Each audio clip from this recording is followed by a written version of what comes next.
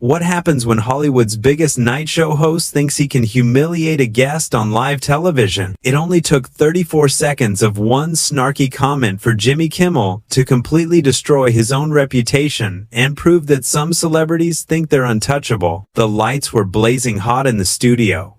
Mark Wahlberg walked onto that stage like he owned the place, which, honestly, he should have.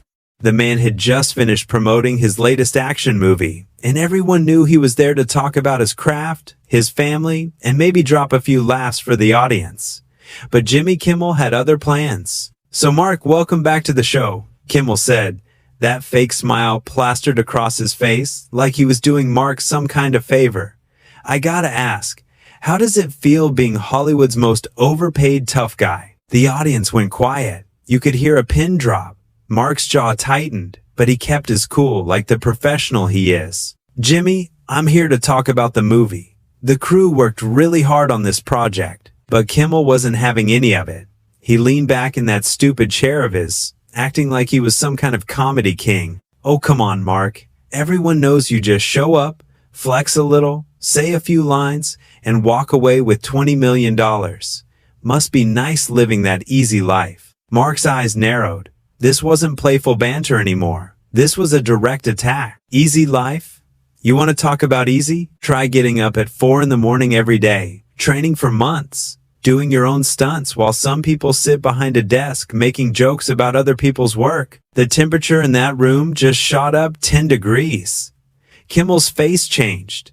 He wasn't expecting Mark to fire back like that. Whoa, somebody's getting a little defensive," Kimmel said, trying to play it off like he was still in control. "I'm just saying, some of us had to work our way up the hard way.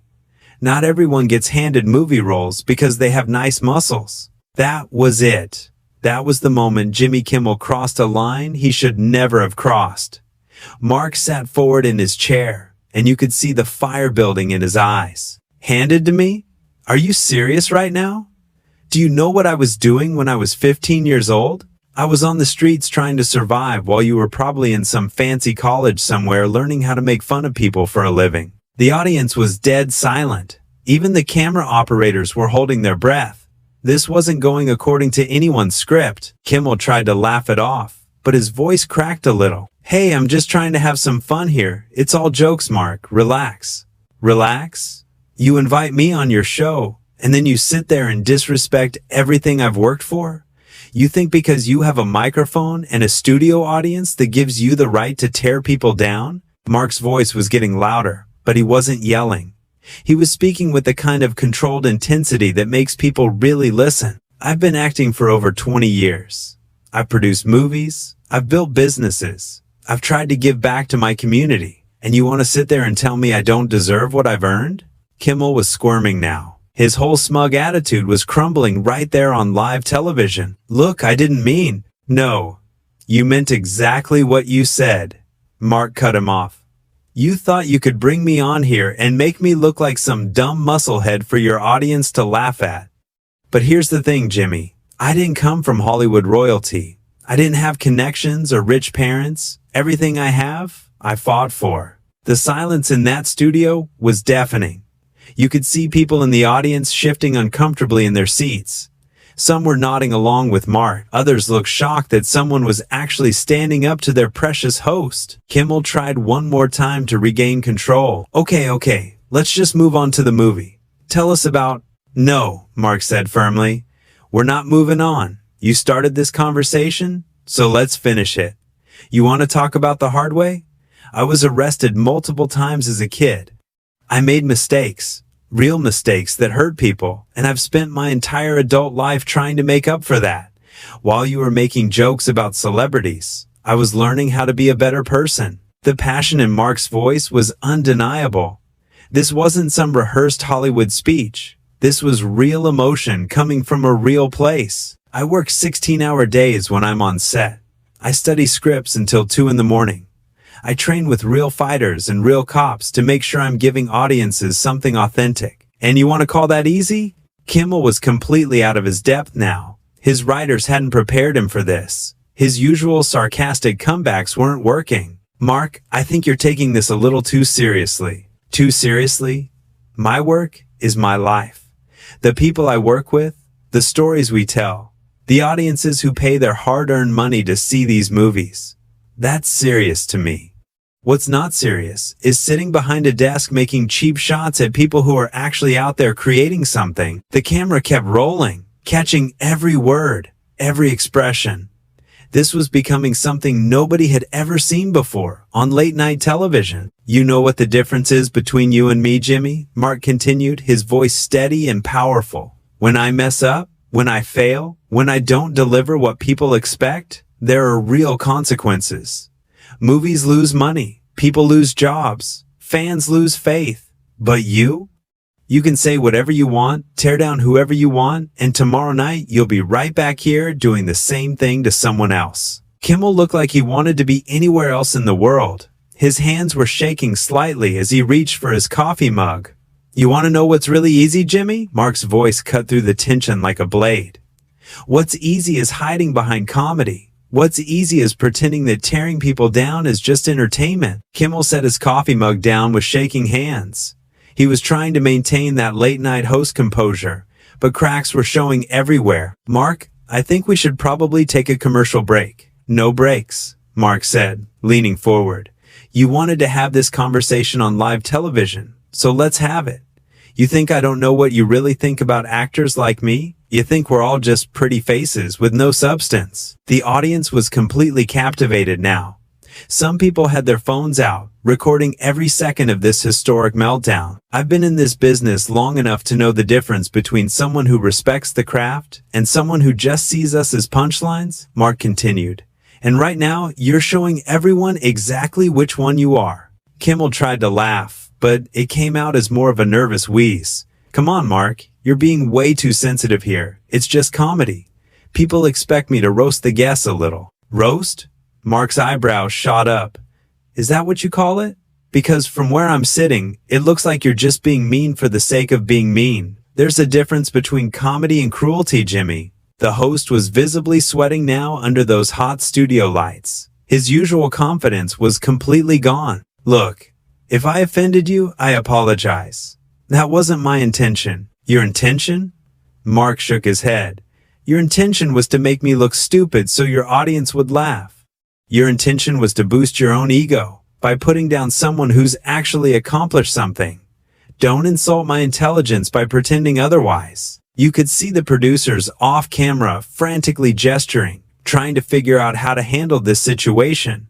But Mark wasn't done. You know what bothers me most about this? It's not even about me. It's about all the young actors, the ones just starting out, who have to sit in chairs like this and let people like you mock their dreams just to get their projects promoted. Kimmel was squirming like a fish on dry land. He kept looking toward the wings, probably hoping someone would rescue him from this disaster. I've been fortunate enough to make it in this business, so I can sit here and defend myself, Mark said, his voice growing stronger. But what about the kid from Boston or Chicago or wherever, who works 3 jobs just to afford acting classes? What happens when they sit across from you and you decide their story isn't worth respecting? The power in Mark's words was undeniable. He was speaking truth to power in front of millions of people. Mark, I really think you're overreacting. Overreacting? Mark stood up from his chair. The entire studio went silent. Let me tell you what overreacting looks like. Overreacting would be me walking over there and showing you what a real tough guy actually does. But I'm not going to do that. Because I'm a professional. Kimmel's face went white. He was clearly terrified that Mark might actually come across that desk. Instead, I'm going to sit here and explain to you and everyone watching why what you're doing is wrong, Mark said, settling back into his chair with controlled authority. This industry is hard enough without people in positions of power using their platforms to tear others down. The silence stretched on for what felt like forever.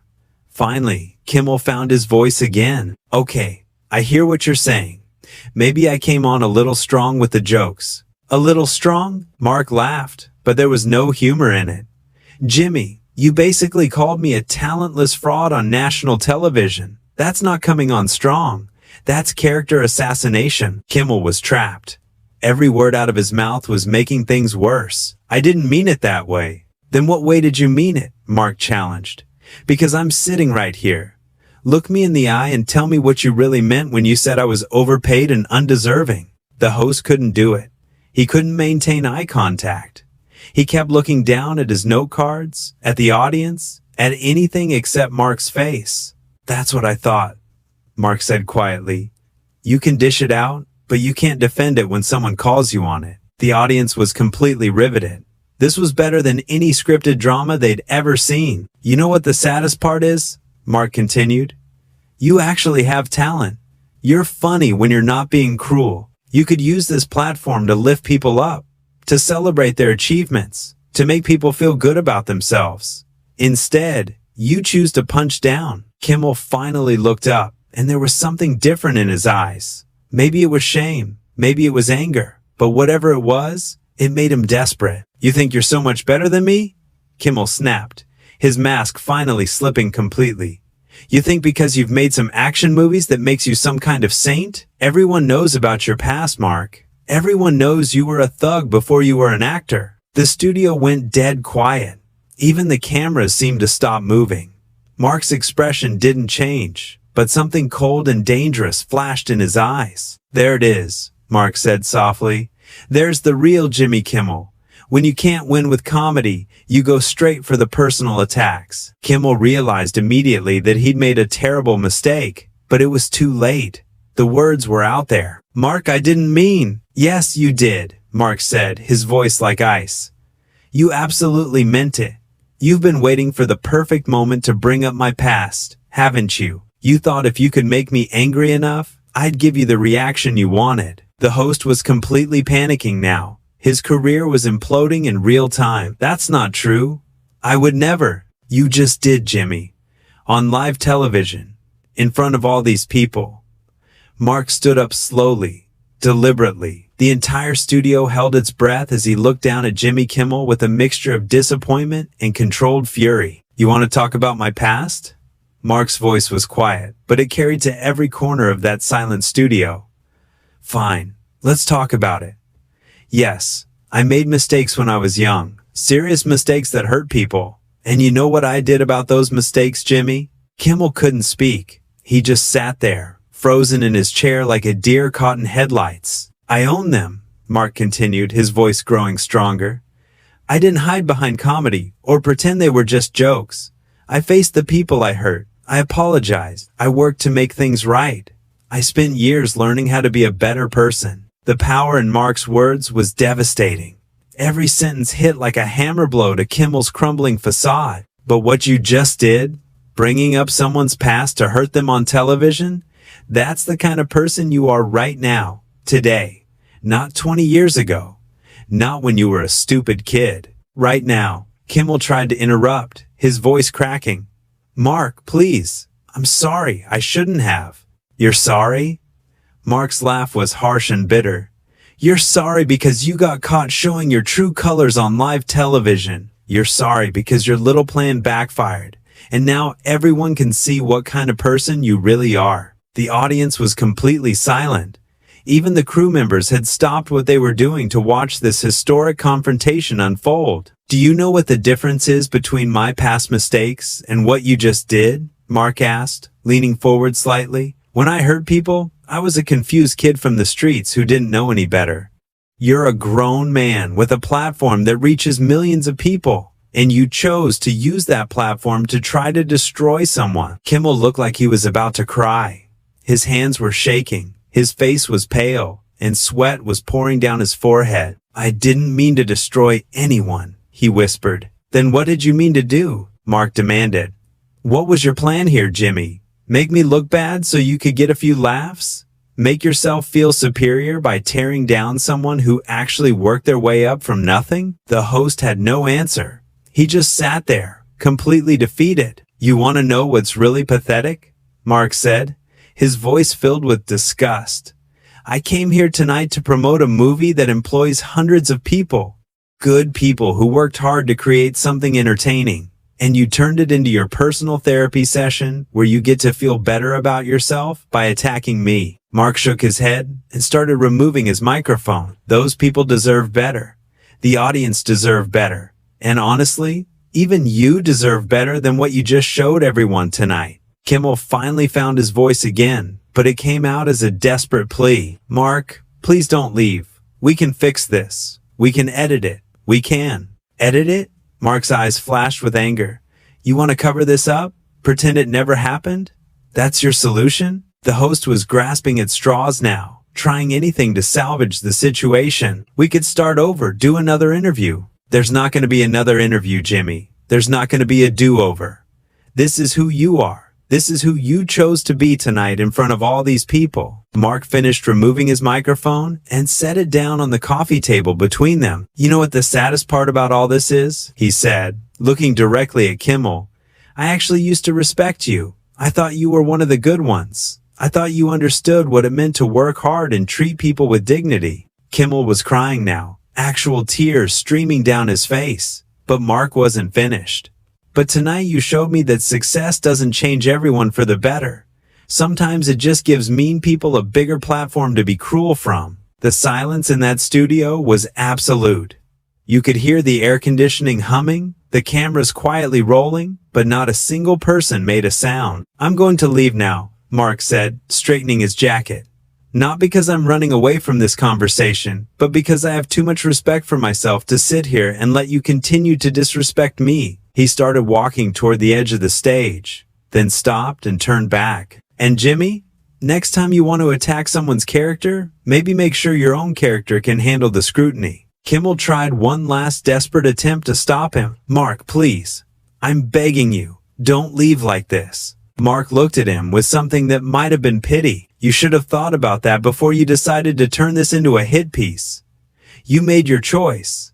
Now live with the consequences." And with that, Mark Wahlberg walked off the Jimmy Kimmel live stage, leaving behind a host whose career would never recover from those 34 seconds of pure arrogance that revealed his true nature to the world. The cameras kept rolling as Kimmel sat there alone, tears still streaming down his face, finally understanding that some lines should never be crossed and some people should never be underestimated. The audience sat in stunned silence, having witnessed not just a celebrity meltdown, but a masterclass in dignity, strength, and standing up for yourself when someone tries to tear you down. In those final moments, as the reality of what had just happened began to sink in, Jimmy Kimmel learned the hardest lesson of his career. Respect is earned, not demanded. And when you lose it on live television in front of millions of people, there's no taking it back.